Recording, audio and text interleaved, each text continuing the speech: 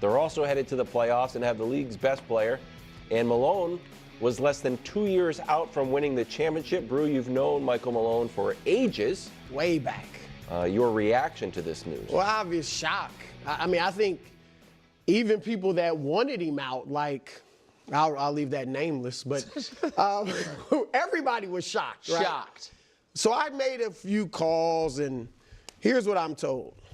This has been brewing for a while. Like, the environment in Denver, I'm told, is toxic or has been.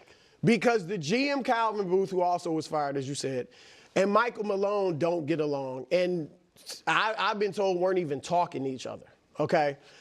Michael Malone is an old school, hard-nosed coach, and that has rubbed a lot of the players the wrong way. And I'm even told if they hadn't won that championship in 2023, he might have been gone at that time.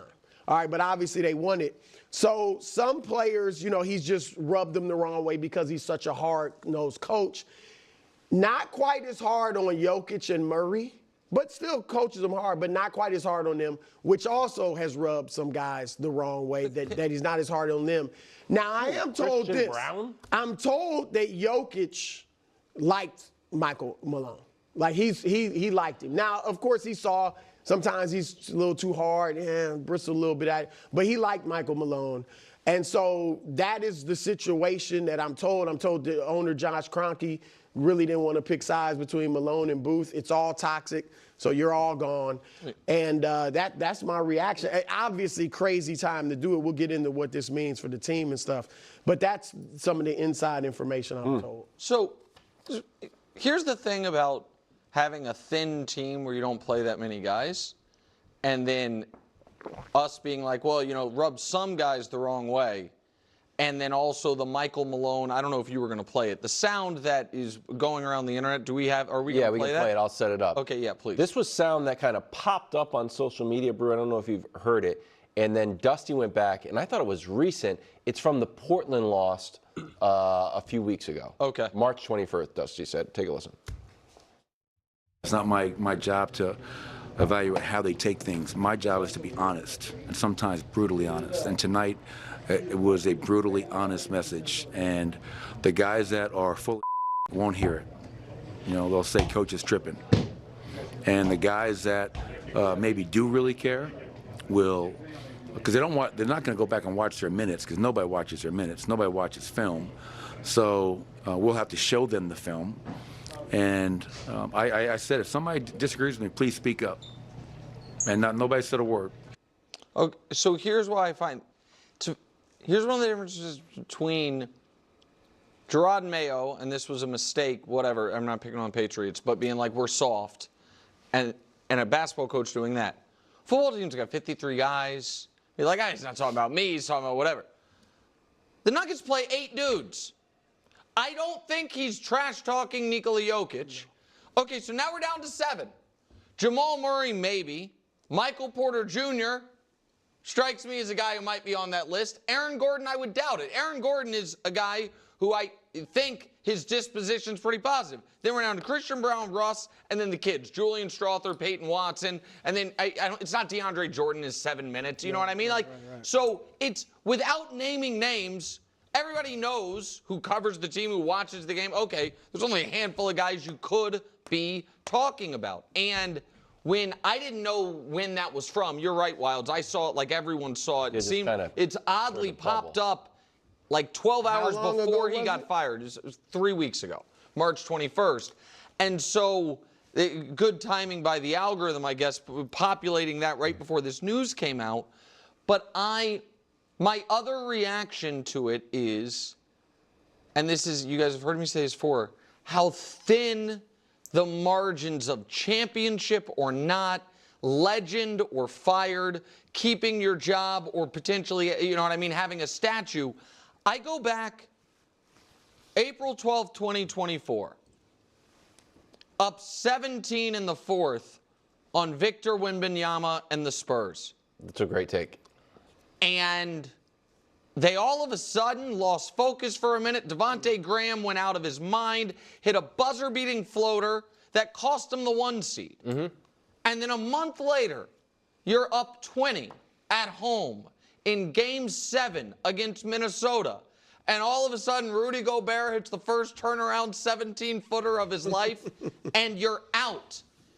And then a week ago, Russell Westbrook has a layup to ice what would be maybe put Jokic in MVP frontrunner spot, stabilize everything, and he misses it and then fouls the Minnesota guy. I forget who it was, Nickeil Alexander-Walker maybe. And now your coach is fired, your GM's fired, your team's in disarray. So can I? The reason I pointed out the Wemby thing is we give Wilds a hard time for the no one's beaten Denver in a 7-game series. It is absolutely on the board that if they play a couple possessions better in that game 81 against the Spurs, that the Nuggets are currently the 2-time defending champions. But that was the canary in the coal mine, and I think you're right about being on a razor's edge. And Brew, I tried to look at it from the other angle, right? So everybody was shocked. It seems ridiculous. He just won a championship. He really wants to win. There's problems with the roster. Man, we're up 20 at home. And the Spurs game was the beginning of it, and they had 2 20-point leads in that series that they fell apart. It's almost like, was that a fireable offense? Do you think there's any rationale? I know it's hard for you because you have a relationship with him. No. I haven't talked to Michael Malone in a long time. So when you're hard-nosed like this, when you're not getting along with the GM, you have to win. And when you got the best player in the world. Okay. Well, that's the big point, is that when you have the best player in the world, the expectations are through the roof, and anything less than that,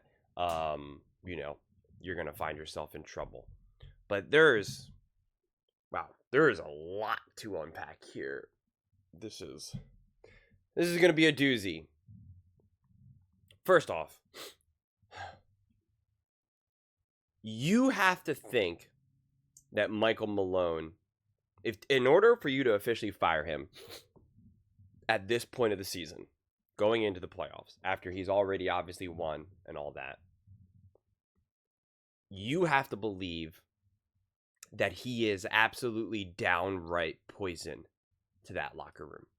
You can't just be like, I don't think he's a great coach. I think he's maybe a little overrated, or we're going to have to move on from him, et cetera, et cetera. Like, in order for you to fire him right now in this moment of time, you have to be like, this guy is absolute pure poison, and we have to get him out of this franchise, out of this organization, out of the locker room immediately.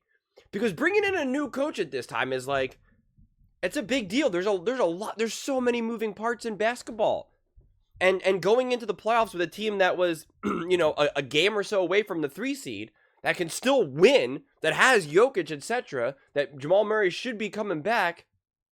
Like, this team should be a legitimate contender, to now completely disrupt it and get a new coach, in a new head coach, and for that matter, a new voice, all within essentially like minutes before the playoffs. That's destabilizing. So the team has to have absolutely turned on him, not like him. The suits and ties, etc., etc. He had to have really, really, really rubbed a lot of people the wrong way. A lot of people the wrong way. And that is the one thing that when you bring the type of intensity that a Michael Malone brings, right? This really just intense, relentless, I'm the brutally honest type of person. We always got to go 150% nonstop, right? The moment you're not winning, no one wants to be your friend. No one. Just look at Bill Belichick. Right, Bill Belichick brought and obviously a much better coach than Michael Malone and more successful. But he was a kind of a jerk, very serious, stoic, made everyone feel a little unsettled, etc., etc. The moment they had a couple unsuccessful seasons, it was like, all right, I don't want to deal. I just don't want to deal with you anymore, and the players don't want to deal with you. We're willing to deal with you when you're winning because you're winning. But other than that, it's like, nope, I'm good. But again, to do it at this point in the season, to me, screams then that this franchise, and a lot of the players too, unless we're just going to say that ownership is ridiculous, that they just overstepped and they just were too short-sighted and were too quick to make a decision. But yeah, and that's definitely possible, because again, when you have owners, when you got people who are worth so much money, sometimes these guys just believe that they really are, gods themselves, and just think, I gotta go with my instincts, and my instincts have never steered me wrong before, and they just like, shoot from the hip. But if you think that he actually did his due diligence, he's having deep conversations with the other players, the coaching staff, et cetera, some of his other, confidants that he's gonna, do business with, and then says, all right, we're gonna let him go. I think, we're gonna, make some moves here. I think maybe that could help kind of, motivate and inspire everyone. It's just the timing is what makes it so wild more than anything. And this whole idea, though, that like he's intense and a lot of the other players don't like it necessarily. And I know that's going to trigger a lot of people and be like, oh, everyone's so soft, this, that, and the third. It's not always the case, though. It's not always the case. It's such a nuanced conversation when you're talking about some of these, how these players react to various coaching staffs, and levels of intensity. Miami Dolphins famously really did not like Fangio and said that he was too hard and this or that. And then Fangio goes to the Eagles and builds that defense and turns them into the best defense in the NFL. And they certainly weren't too hard, for Fangio, right? The Fangio wasn't too hard for the Eagles players. They loved him. And so then you could say, yeah, the Miami Dolphins, they're just like a weak franchise, right? Like that is just weak. But on the other side, you can absolutely have coaches that just bring too much intensity too frequently, too much, and it becomes exhausting. It becomes difficult to play in. It becomes uncomfortable to play in. You feel like you can't make any mistakes. You feel like you can't step out of line. You feel like you can't breathe. And it's a hard way to live. I've had coaches like that in the past, and it's hard to breathe. And I've had coaches like that who were my coaches for years, and it's brutal. It's brutal. And when you get out from under that, you feel like oh my God, like this is the way it can be. This is the way, like, oh my God, I don't have to live that way. I don't have to be coached that way. So there's not just a one side fits all. And sometimes, and that's why I don't like taking out that soundbite that they showed where he kind of like called everyone out or whatever. Sometimes you don't know what's exactly going on in the locker room, going on in practices, etc. Sometimes the being called out like that is appropriate. Sometimes that is the wake-up call that you need. Sometimes you do need to be called out. You do need to be told, you're messing up, you're failing, you're not doing your job, etc., etc., etc. Sometimes that is appropriate. That is absolutely the appropriate move, to be reamed out, to be screamed at. Like it just is. When in a lot of like spiritual circles, whether it's Christian or whatever, there are a lot of religions and spirituality. They're always trying to teach you to be like a better person, right? Be more compassionate, be more accepting. And when people are kind of on that journey, they're always kind of a little confused of like, well, like, am I never supposed to be angry? Or, like, am I ever, like, what does some of this stuff look like? And one of the examples that I've heard that I always really like is like, it's like if you have a child, or if you just any small child is walking in the middle of the street, unattended to, right? The appropriate reaction is to scream at that child, to get them off out of harm's way and yell and be like, you don't do that. You don't do that. You don't just walk into the middle of the street as a 4-year-old. The appropriate reaction is intensity, is to yell. You don't go, hey, bud, you're not supposed to walk in the middle of the street like that, okay? You could get hurt. No, that's not the appropriate reaction in that moment of time, okay? It's not. The appropriate reaction is, no, you do not do that. They need to understand the intensity of the situation. It's literally life or death. So sometimes it makes sense. So to isolate just one clip without really knowing the context of how all of this is unfolded, I think that's a tough one. But again, if you're being just endlessly just called out nonstop, day after day after day, minute after minute after minute. Yeah, man, it is exhausting. And I know a lot of people who've played, probably had coaches like that, and they know that it can just be it can be tough. And you have two types of people who are kind of like, oh, it's just the way it goes, don't be soft, this or that. And it's like, those guys try to always act harder than they really are.